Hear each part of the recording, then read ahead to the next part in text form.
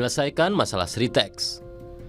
Kasus pilot PT Sri Rejeki Isman Tbk atau Sritex membutuhkan penyelesaian komprehensif. Pemenahan harus dilakukan agar industri tekstil domestik berjaya lagi. Beberapa hari terakhir, khalayak dikejutkan dengan kabar PT Sri Rejeki Isman Tbk atau PT Sritex bangkrut.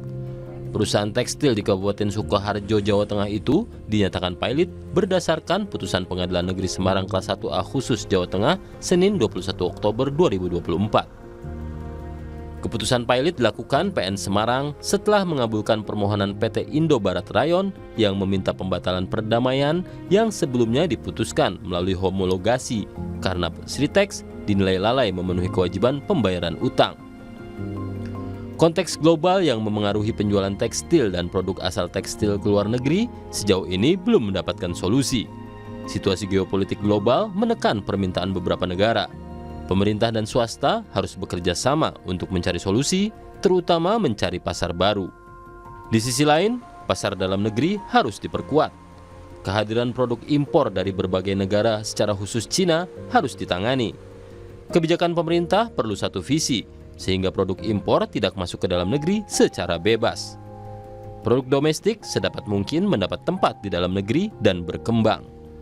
Pada saat yang sama, upaya perdamaian sengketa Sritex dengan salah satu kreditor PT Indo Barat Rayon kian sulit diwujudkan karena sudah masuk di peradilan niaga. Homologasi merupakan rencana perdamaian yang telah disetujui antara perusahaan dan kreditor dalam kepailitan.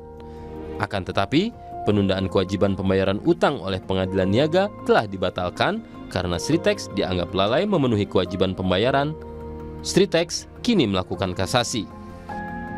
Kondisi keuangan Sritex memang tidak dalam kondisi sehat.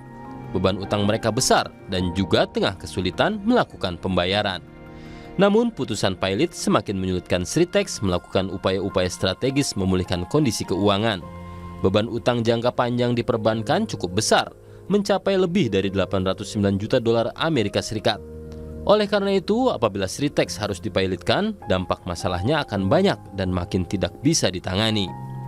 Sritex adalah industri tekstil dan ikonik yang jika ditutup bakal memengaruhi industri tekstil dan produk tekstil secara umum.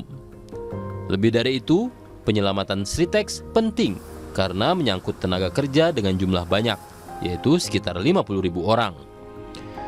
Di dalam ekosistem bisnis Sritex, pasti juga ada banyak pihak yang bergantung pada usaha mereka, seperti UKM dan pemasok dengan jumlah besar dan akan ikut terdampak.